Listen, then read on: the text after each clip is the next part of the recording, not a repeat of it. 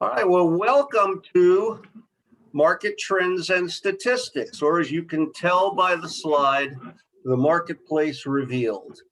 And before we actually get in on how to do some of this stuff, let me tell you a little bit about what we're going to talk about and then talk about it.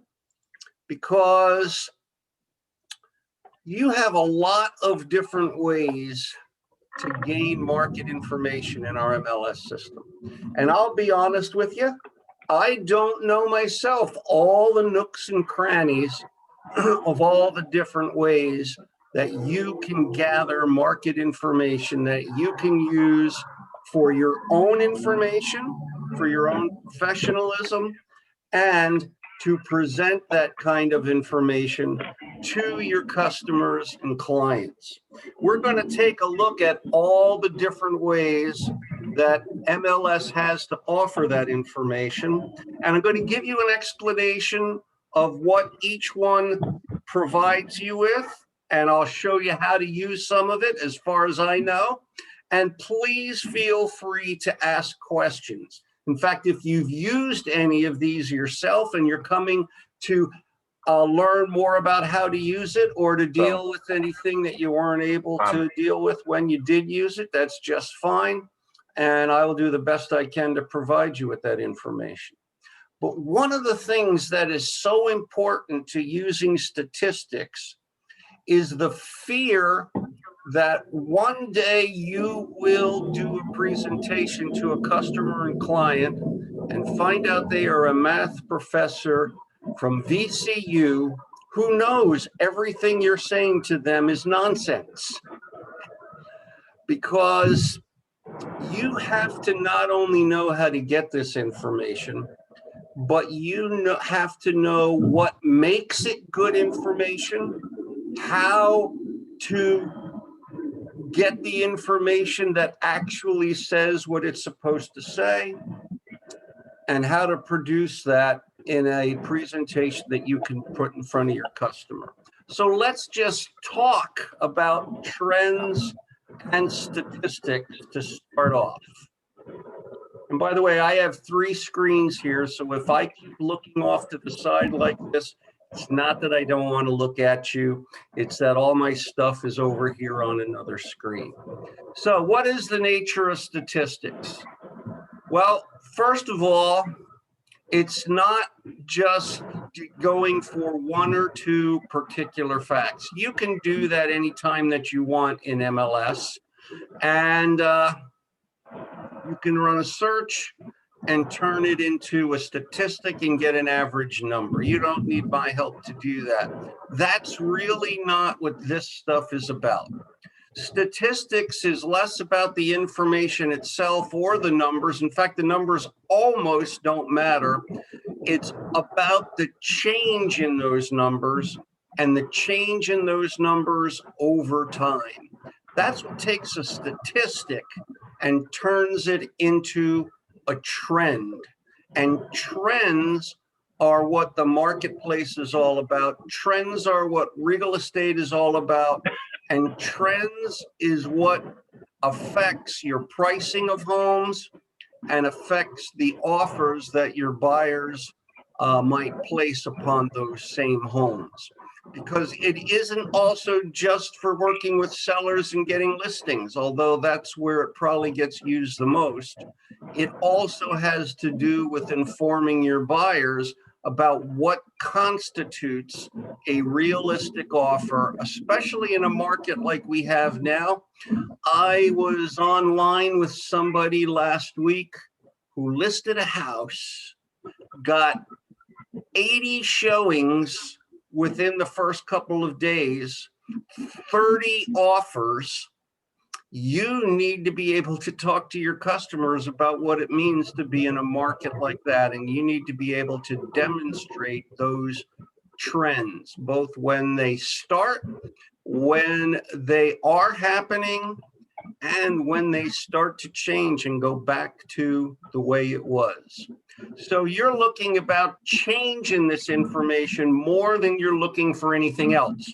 Change in direction, obvious. Is it going up or down? Change in difference. How much is it going up and down? and change in distribution. How does that distribute over several indices? The most common is price range. Are lower priced homes, for example, going through the same trend changes as higher priced homes, which is actually very rare? Those are generally different things. And it can trend over kinds of property and a lot of different things like that. Notice I got 3 Ds. I went to seminary. I go to a Baptist church. It's a good Baptist sermon, all starting with the same letter. And the differences can be expressed in the actual numbers or in a percent, whichever works best for you. I prefer to talk to people about percentages. I like to say this is going up 3%, this is going down 6%. That just works best for me. But I know some people who are best with the actual numbers because that's more meaningful to them. And the point is, you want to do this in the way that helps you best in your own mind to communicate to your customers and clients and make sure they get the same picture that you are transmitting to them. This next line, past trends to estimate possible future trends, is very important.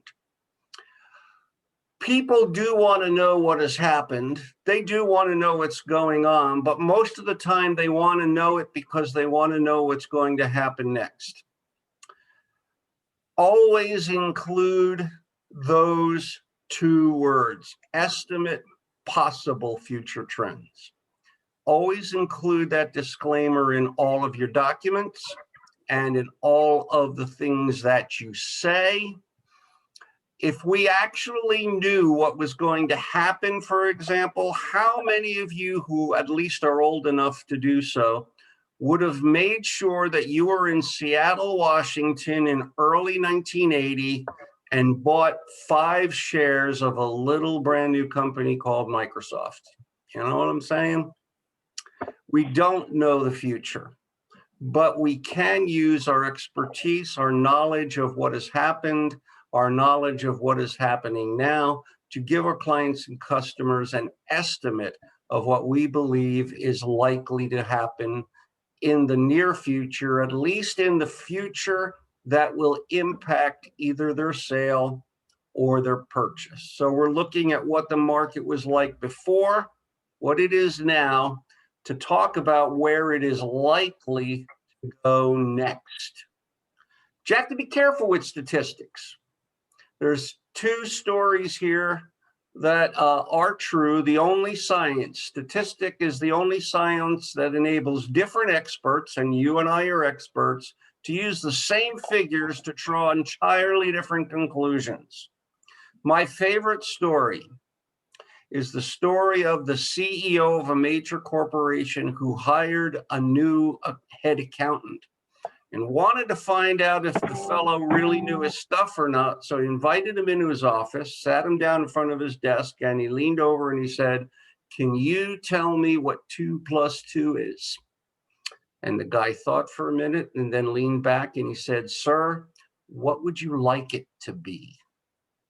And you can do that with statistics. Did you know that for years in New Jersey, I was the top selling agent for homes that were yellow with purple shutters? I was. True story. There was only one and I sold it. So if you think about it long enough, you can find a way to make statistics say what you want them to say. But what you really want your statistics and your market trends to say is what is actually real and what is actually happening. So where are these statistics? You have tons of places in the MLS and online to get statistics. But so do your customers and clients. Your customers and clients expect you to know this stuff, and they expect you to know things they don't know, or at least to sound like it and look like it. So the first place you can find statistics as a realtor, as a member of our organizations, is that the realtor organization itself, the local association, the state association, they put out market reports on a regular basis. And you may have seen some of them. If you haven't, you will. You go into MLS, you all know you get those pop-up messages from the MLS. By the way, always read those. They are good. They are not fluff. They always have something in them that you will be glad you spotted. And periodically, there will be a report from RAR or CVR MLS on what the market has been doing, say, for the last quarter. The reason you want to read them is not only is it information you can use, but that information is what they give to the National Association of Realtors, where they get their reports by combining everybody's. And they also distribute it to all of the local media outlets. So nothing else. Indirectly, that's where your customers and clients are getting some of their information, and you want to know what RAR and CVR MLS is saying to the media, and they in turn are saying to your customers and clients. So the first thing I'll tell you when you see those reports, make sure you go over them. Now, I don't know if they still do. They used to give a full report, which was like 20 pages long, and that went to all of the smart people who read it. And then they gave a 3-page summary for us guys, because everybody knows us guys, we only look at the summaries. So you can figure out, by the way, who the smart people were in that comment. Right, ladies? You are smarter than us. I know that. So that's one place where you can get information. The second one is within Matrix itself. And there is a stats tab in there. And I've shown it to a few people. I've offered to do training classes on it, and no one's ever taken me up on it. And I figure either it's very easy to use or nobody ever really plays with it, and that's fine. We are going to take a look at it. It's good information. I think the reports themselves are not as nice as some reports that you can get in other places, but we will go into Matrix and we will take a look at some of those things. But starting in the last 2 years, CVR MLS has started offering statistics from a couple of additional sources.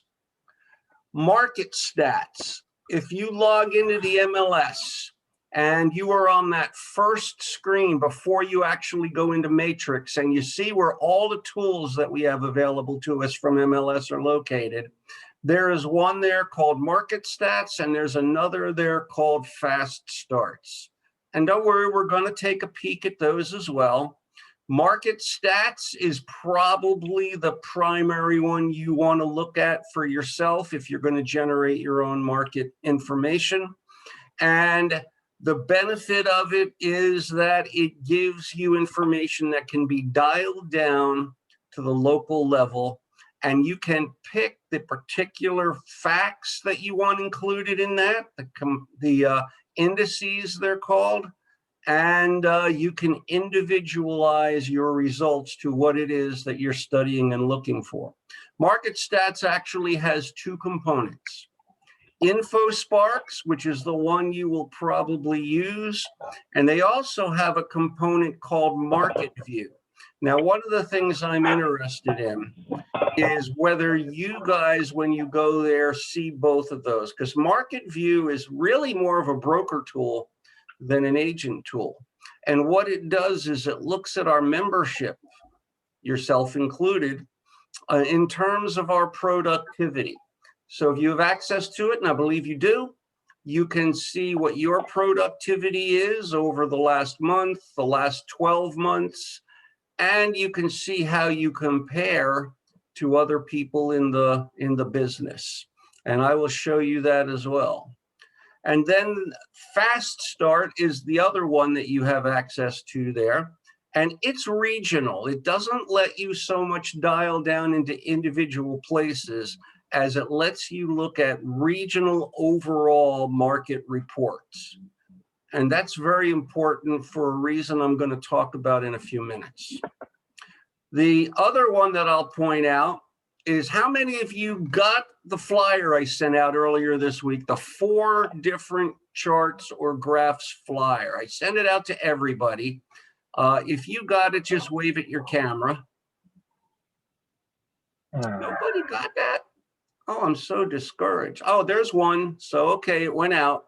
And if you didn't get it, you got it. It's in your mail somewhere. As usual, you just ignored the wonderful things I make. And now I'm going to have to make sure you get it again anyway. But don't tell me you ignored it. Just tell me you missed it. So those are the simplest statistic sources you can get out of MLS. And I made that from them. And I'm going to be sending that out probably on a monthly basis because I think you'll all be able to use it. But I'm going to show you where that is. Lastly, we used to have a product called RE-Datum.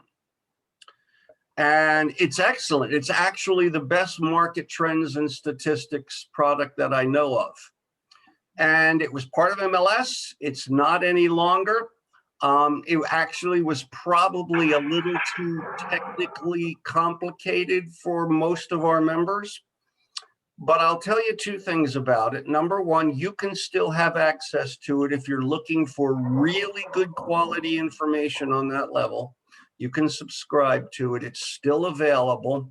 I believe it costs like $129 a year. But the other good news is I still have access to it. And some of you have used it through me. How many of you remember that I can produce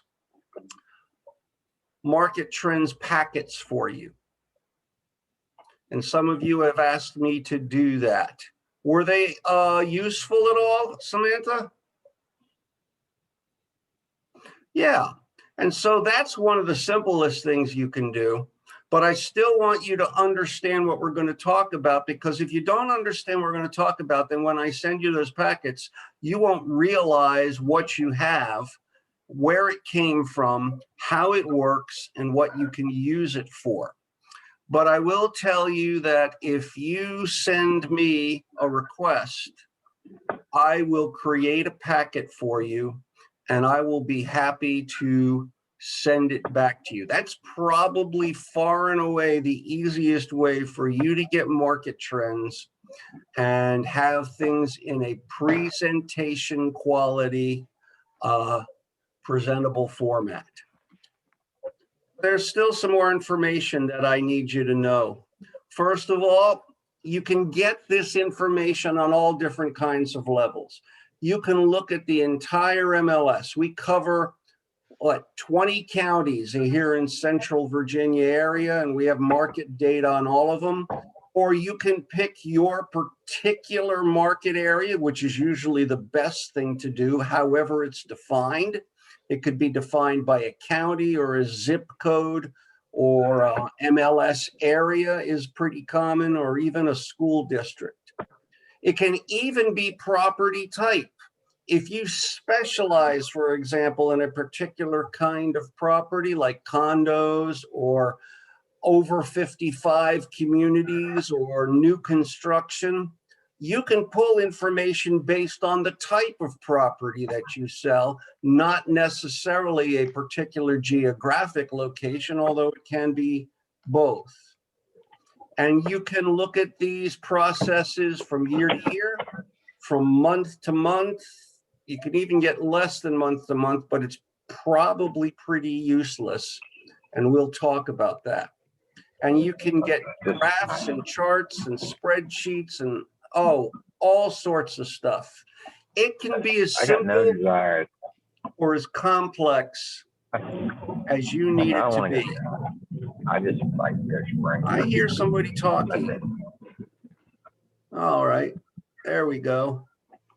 So I asked the guys at RE-Stats, RE-Datum, how many different kinds of searches their product can do, and they said over 3,000 different kinds of graphs and charts and pages.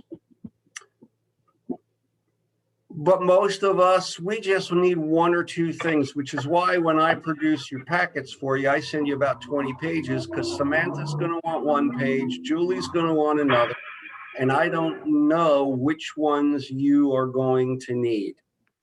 But remember, when you're looking at trends, you're comparing one market itself in a different time frame, market to market, not property to property. But here's the most important thing I want you to understand about what you're using these for. The most important thing that you need to know is you have to have enough numbers in your numbers. That's the reason when I produce packets for you, I will only produce those packets for an entire county, for an entire MLS area, for an entire zip code, or for an entire school district. You will find that I never produce packets for people except in rare examples for a subdivision. Is everybody hearing the background noise that I'm hearing? Does anybody know whose phone or computer it's coming from? Let's see. I don't hear it now. Okay, well, we'll keep going. We'll ignore it if it comes back. For example, I live in Hanover Grove. Anybody ever heard of Hanover Grove? It's nice. 231 properties in the whole subdivision. And maybe last year, 4 houses sold, and maybe the year before, 5 houses sold. It's not a market trend. It just means the year before somebody either moved or died or didn't do it this year. You need to have enough numbers to make it into a trend. And I have my basketball example there, and it's a good one. I didn't think of it. Somebody thought of it for me. Anybody here a basketball fan? Because I thought in Virginia it was required to be a basketball fan, or you're not really allowed to live here. All righty, well, I like basketball now that I've moved here, and I watched some college basketball, and I would say in college basketball, if you look at the starting 5 players, their average height is probably about 6'3". But the starting center is the tallest, maybe 6'7", 6'8", and more than that when you get into professional basketball. So Tate, do you mind if I ask you, and I hope I get a good answer for this, how tall are you? About 6'3". 6'3". You're actually too tall for my illustration. Sorry, I was afraid that was going to happen. Well, I am 5'10". So if we take that starting 5 with an average height of 6'3", like Tate, and we replace the starting center, who is 6'8", with me, how much is it likely to change that average? Fair amount. Because you see, if you don't have enough numbers, one change could make a huge difference. And for all the rest of you, we'll switch to professional, and we're going to replace the starting center salary with your annual salary. How much does that impact the average salaries? Even more, right? And so that's the point. You have to have enough numbers for it actually to tell what the trend is. I still see agents who will do a CMA and find 3 solds and tell the customer what the average sold price of their 3 solds is. And all they've told them is what the average price of their 3 solds is. It doesn't mean anything. It also, by the way, explains the difference between average and median and why it matters. You all know how this works, I'm sure. Average, you add them all up and you divide by how many there are. Whereas median is the one in the middle. The thing I could never figure out for a long time is why in the world does that matter? Well, here's why it matters. What median does is it reduces the impact of anomalies because it's the one in the middle. So if you have an area where the properties generally sell for about $400,000, but right on the edge of that area is $1 million estate, it's going to mess up your average more than it should, but it doesn't change your median, because no matter what the unusual properties are, the median is the one in the middle. It doesn't change. Does that make sense? That's why the National Association of Realtors always gives you the median, because they're combining information from all across the country and all different kinds of markets. Which one should you use? The one that fits your brain the best. I prefer average because it just fits my brain better. I can explain it better. I feel more comfortable. But I wanted you to know the reason for each one, and you can pick the one that you like to use the best. So here is where we are actually going to start in a moment. I'm going to show you where I got these 4 graphs from. This is the flyer that I sent out earlier this week. If you didn't get it, please let me know. I will resend it to you. But it should be in your inbox somewhere. I sent it out to your hometown email. I'm going to show you where I got these 4 graphs because it's the simplest thing you can get in here. And we're going to talk about what the information on it represents. But lastly, I just want to briefly mention why you need to do this. All of the reasons you can see here. You see, we live in the internet age and the media age and the electronic age. Your customers and clients already have tons of market information just thrown at them. And you don't want to show up at their house when they ask you how the market is and give them the same information they already have. You want to be able to present yourself as someone who understands the market, knows what's going on in it, and can tell them things about it and explain it that they don't find elsewhere, and that is tailored to the market they're either going to be selling their house in or buying their house in. And so that's why this stuff becomes important. So there's my speech. Sorry it was long. I know my jokes weren't particularly funny, but I tried. Any quick questions?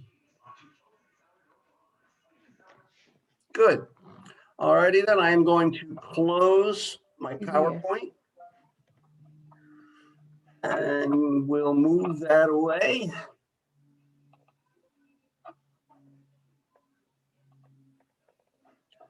And I'm going to open up my screen again for you, but a little differently.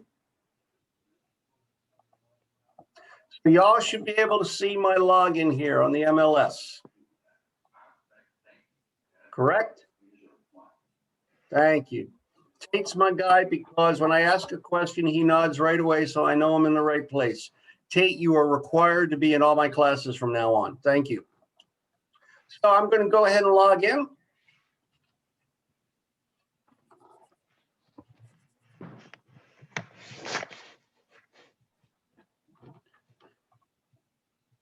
And this is the first screen that I want to talk about.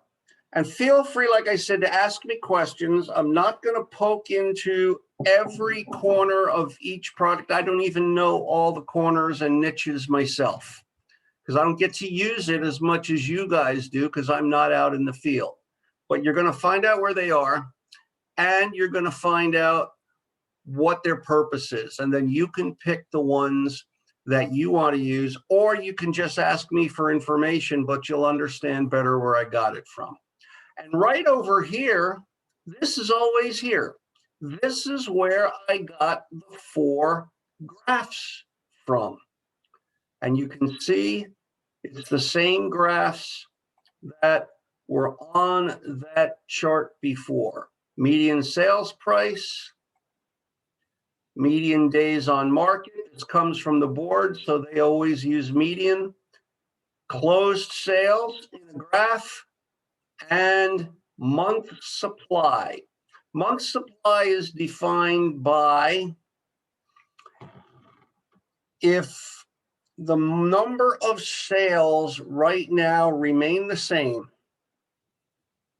and every single property currently on the market right now sold, how many months would that take? And so right now, we are at less than a month supply, 0.7. Back in January of last year, it was at 2.2 months. And you can point to each of these dots and see how it has changed. And you can see month supply has been declining. And how many of you know that the biggest issue that we're dealing with is not enough inventory for the number of people out there who want to buy homes?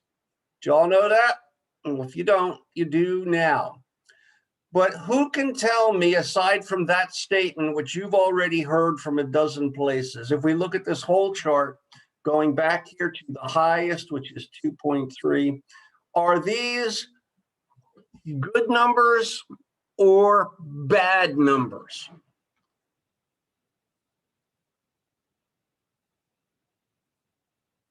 And I can sit here for a long time because I already know the answer to the question. Somebody's going to have to give me an answer. I don't think they're good numbers. You don't think they're good numbers? No. Okay. Anyone else have a different opinion? Would it have to be kind of just how you looked at it? Depends on what side of the deal you're on. Yeah, well, that's true too. Those are all good answers. And you're right. You're actually all right. But the bottom line is kind of what Tate said. If you don't know what good numbers are, if you don't know what typical numbers are, then you don't know if these are good numbers or not, do you? And that's something you need to know. That's why you need to not only look at this kind of stuff when you need it, you need to look at it regularly so that you're constantly staying informed. I'll give you some information to help you. When it comes to month supply, traditionally, and this may change because we've never seen a market like this before, not with this much low inventory and not with things selling within hours, but traditionally over time, the changeover point in month supply for typical homes in the average price range is about 6 months supply. In other words, less than 6 months is when it tends to be a seller's market. More than 6 months is when it tends to be a buyer's market. Now, that's a generality because it can change with different markets, different marketplaces, and different kinds of property.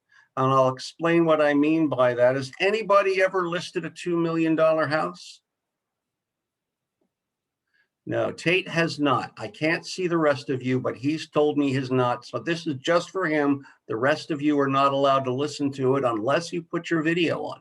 But Tate, can you imagine that there are not anywhere near as many people to buy $2 million houses as there are $300,000 houses? So based on that, can you imagine that a $2 million house might take much longer to sell normally than a $300,000 house? Yeah.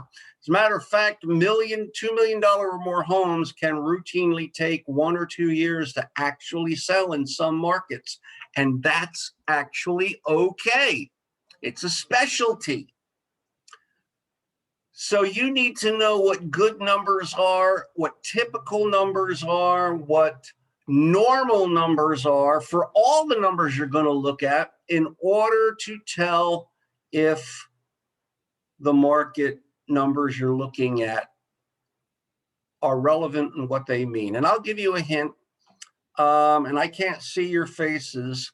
Was anybody in real estate back in 2007 and 2008?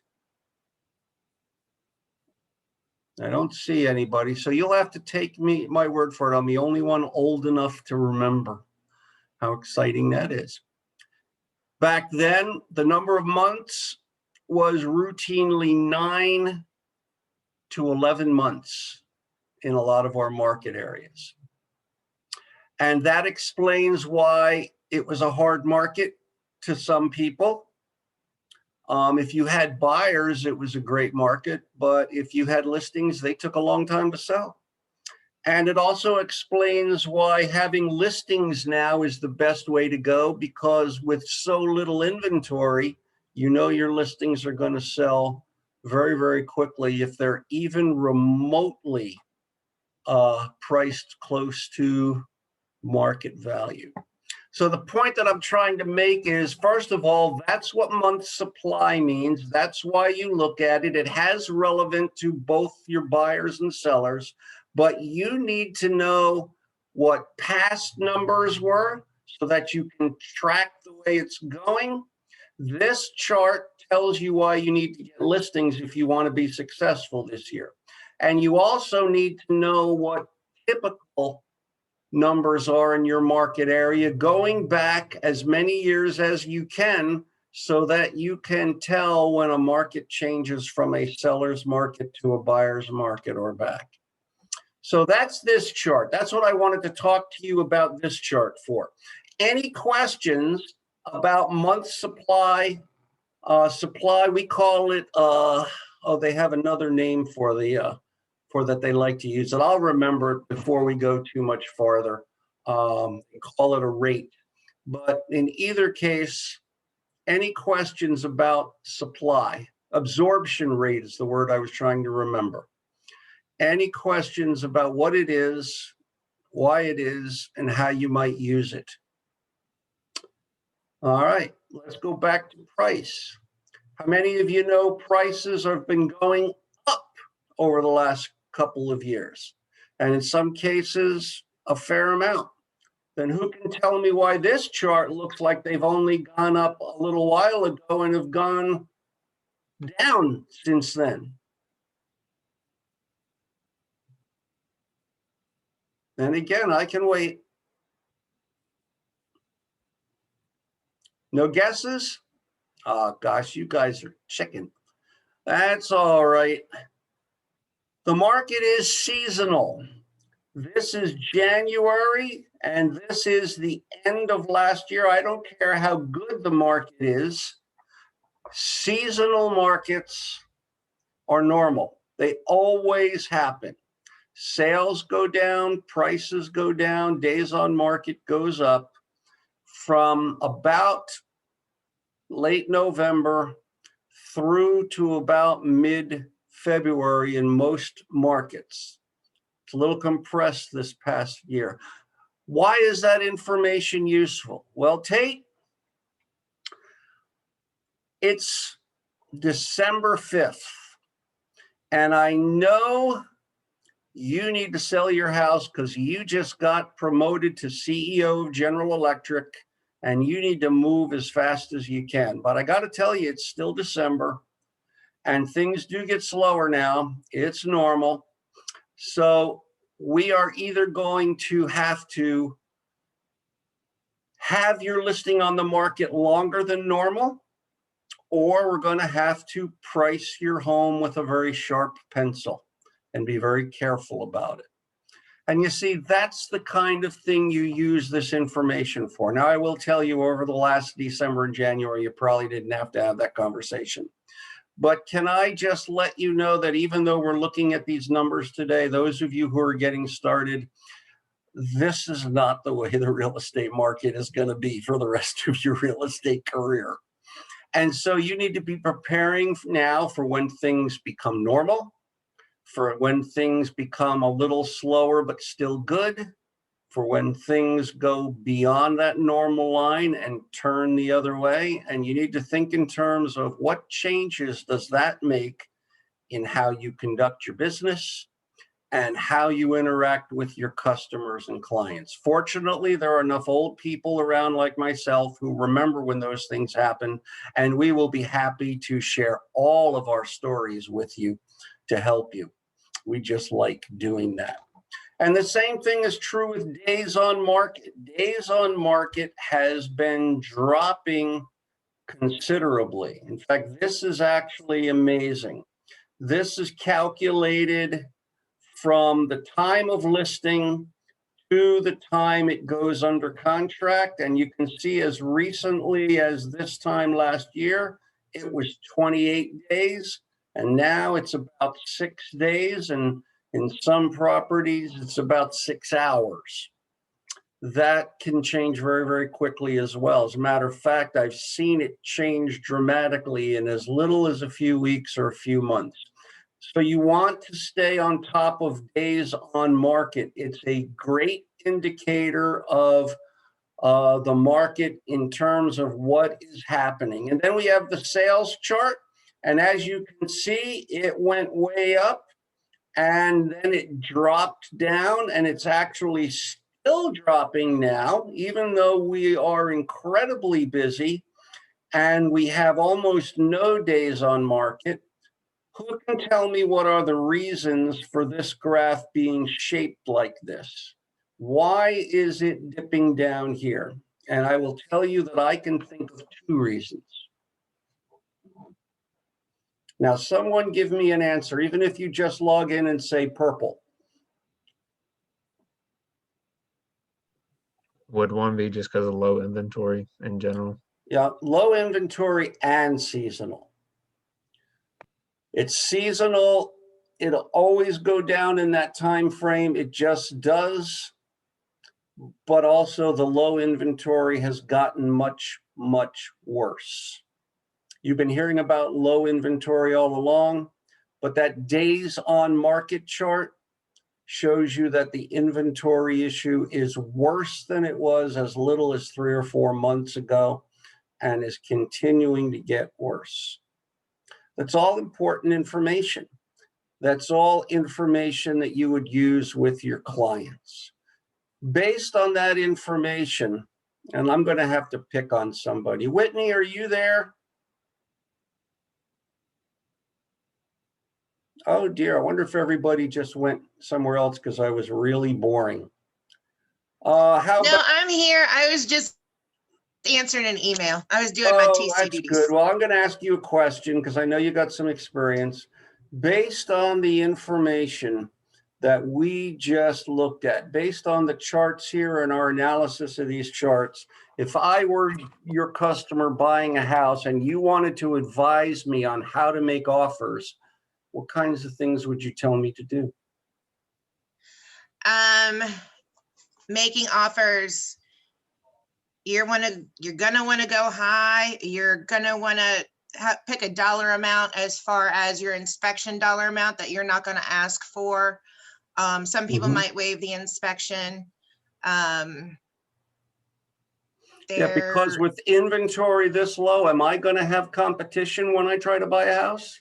We've had people go 50 over and still lose out. Yeah, but are people necessarily going to take your word for that when you just talk to them? What this does, it gives you the evidence. It gives you the numbers behind what you're saying so that it's not just you looking like you're trying to get them to spend as much as you can so you can get the highest commission, which a lot of people believe we do and we don't, but you have the evidence. Who else is on here? Let's see. Who else can I pick on? Laura, are you here?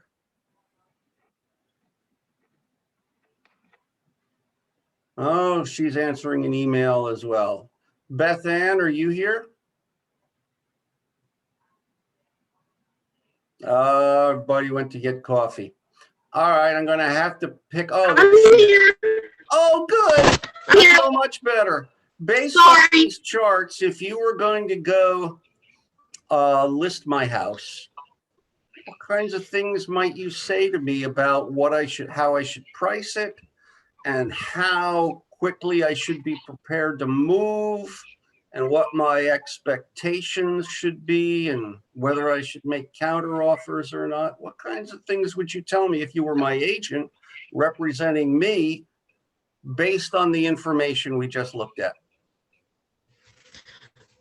Full disclosure, I was working on something else and I was listening, so I'm not prepared to answer that question.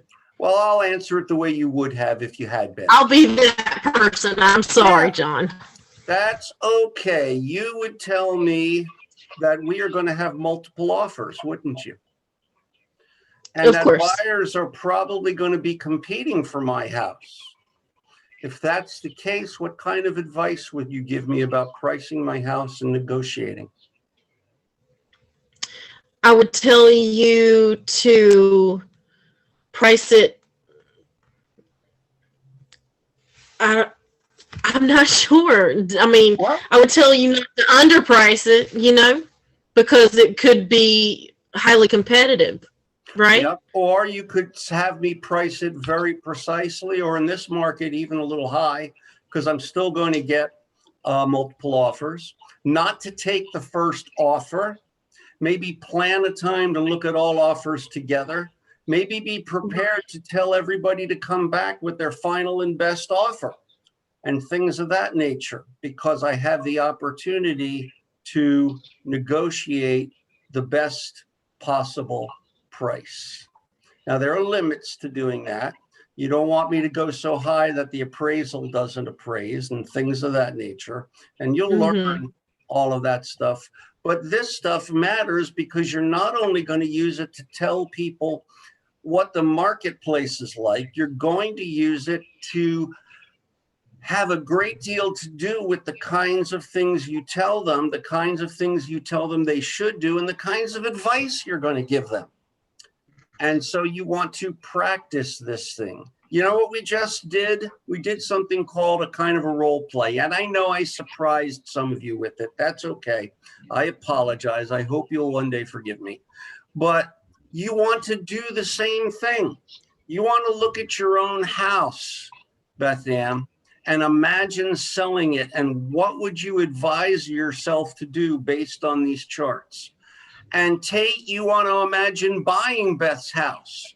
And what would you advise yourself to do if you were buying her house based on these charts? You might even talk to each other as if you were agents representing a buyer and seller, and practice it a little bit and script yourself a little bit so you know how to use this kind of information when you interact with customers and clients. And I can only think of a few things. There are dozens and dozens of things that you can think of. So that's the simplest place to get this information. And that's what these charts, in my opinion, represent. And that's how you would use them in the real world. Now, the other places where you can get this information, on the MLS screen itself, you have market stats here, and you have fast stats. Since fast stats are fast, I am going to go here first. And I'll just show you the kind of information that it gives you. And there's lots of information here, but most of it's not that dissimilar from some of the things that we looked at. One of the things you want to go here and do is click on some of these things with your own market in mind. Just look at what's here and decide whether it's useful to you or not. First section here is local market updates. And you can use this one of two ways. You can drop this list down and pick the county you want, or you can go over here and actually click on the county that you want off of the map itself. And in addition, you can select some different time periods. In this case, these are all monthly reports. So if I select Hanover, and I am getting better at the alphabet, and I'll select January or most recent. But let's talk about that list. It's actually going to change soon. It usually changes quickly. And they will add February 2021 to it. Who can tell me when they will add February to this list? Well, no, let's make it easier. When will they add March to this list? Obviously, when March is over, right? Because you can't do the whole month until the whole month has happened.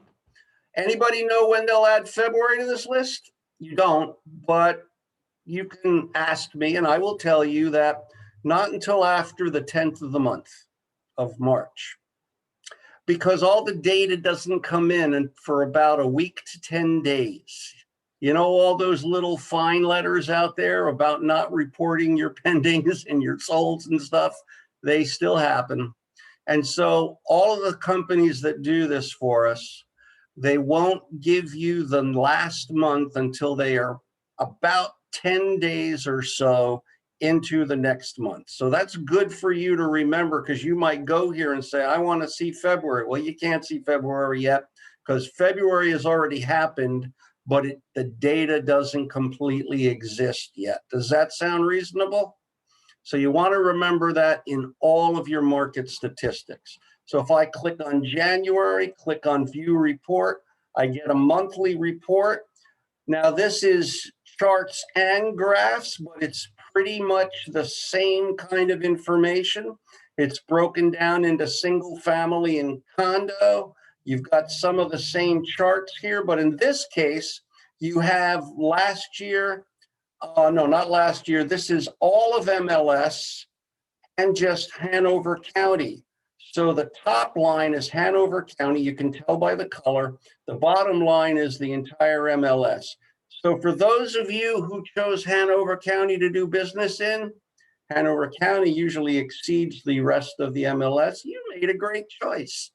And of course, I live here. That's the main reason why Hanover is a better place to do business in. Y'all know that, right? They just know I'm here, and so everybody wants to be here. It's a simple one-page report. If you look it over, you'll easily figure out what information is here, and you can just grab this and add it to your CMA. It's pretty easy to do. On the other hand, you have 5 other reports here. These are only regional. These are not available on a county-to-county basis.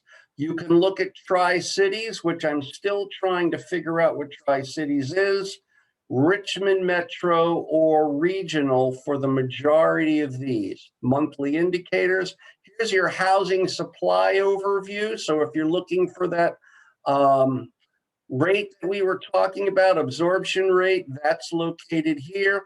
You can look at showings. This is new. You can look at your market area in terms of how many showings are happening in your market. And other reports here. You'll want to click on all of these. Fast Starts is probably the next easiest place to get overall statistic information.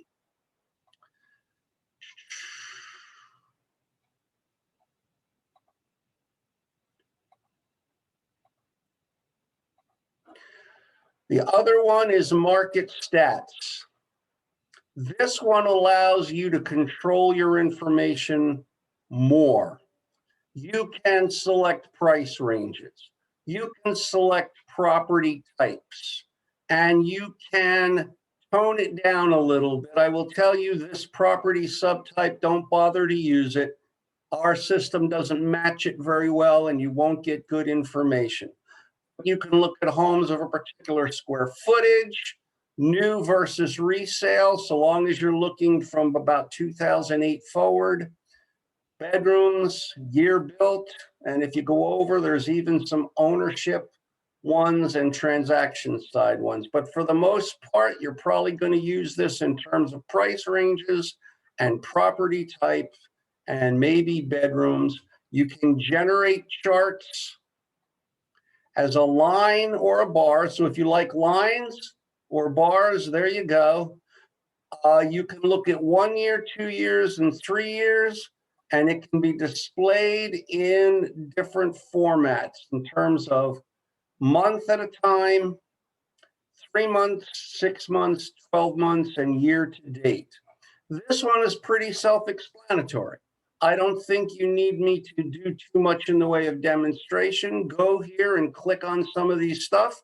Take a look at what you get. It does seem to remember your last choices. So once you have it set up the way you like to do what you always like to do, you should be able to leave it that way and just come here whenever you need a fresh report. So that's InfoSparks. Both of these are located when you first go into the MLS. Market Stats is here, Fast Starts is here, and that's how you access them, and your charts that we went over are over here. Any questions about any of those? Have any of you tried to use them and had any questions come up? I've used the market stats and shared it on social media. Yeah, and that's a good use for some of this stuff. You can share it on social media. If you have a website, some of this stuff can be posted to your website. And I don't know how to do it because I don't have a website, but apparently you can actually put some of this stuff on your website and it updates itself so that you don't have to go back to it again. And that's pretty useful. The one other thing that's in here under market stats is market view. When I click on market view, and do you all have market view? If you don't have the ability to tell me that, let me know. I want to make sure you have it. But this actually lets me look at who the top agents are for whatever market information I put up here. And if I scroll down, I can see who these agents are and their production. There's one of our agents, Ashley Oakley. And I know Mike is on here. There's a few people on here that we all know. But you can go here and find yourself and find out if you're any good compared to some of the other people who are in the business around you. It can be either very exciting or discouraging. If it's discouraging, give me a call. I will counsel you and make you feel much better as quickly as I possibly can. So those are your options before you go into the MLS. If I go into the MLS, I have a tab at the top that says Market Stats. And they have some pre-recorded statistics here. And some of these statistics are very different than the statistics that you can pull from the first two programs. And you'll want to click on these. You can customize them. You can create your own. You can use the criteria here. And if it's one, once you have it set up that you like, you can even save it and come back to it whenever you need to. So, oops, I didn't mean to click on that. So you set it all up and then you click on generate and it creates it. And you can look at the historic account of active listings to see how listings are changing over time, and sales prices, and listing price versus square foot ratios, original price versus sold price. This one is interesting. It's the only place I know where you can find out what it was originally listed at, not necessarily what it was listed at the time it sold.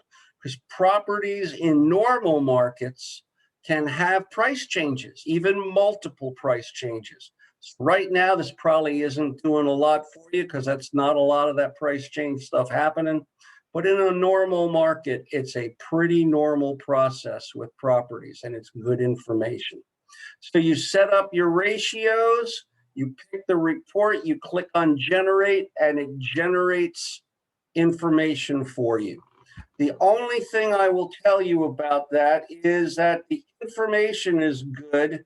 In my opinion, the graphs are kind of lame. And by the way, let's talk about this field. It's in all of them. Everybody who makes these things that seems to think it matters, it doesn't. Attached and detached. Corral, what do you think attached and detached refers to?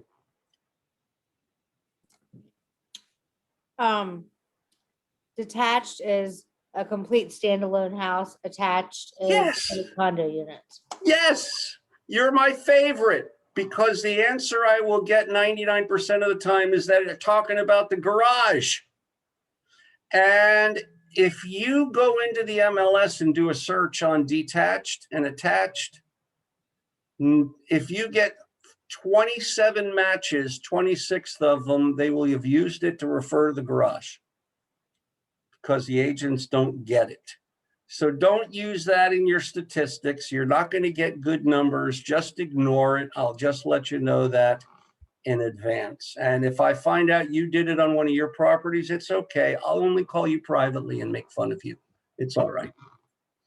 So that's how this one works. And let's see if I can very quickly generate something here for you. And there's the graph, kind of lame looking. If I go to data, there's the information. That's better looking. I wouldn't call it presentation quality, but it does give you information. List price ratio, you can see for the most part, people are buying houses at higher than listed price or almost close to it. But Beth Ann, this is one of the things I would tell you if you were my buyer. I would tell you that houses are selling within 1% of the listed price. So I would tell you, maybe you shouldn't make an offer. Maybe you should actually start out at the listed price, or maybe over the list price if you want to have a shot at it.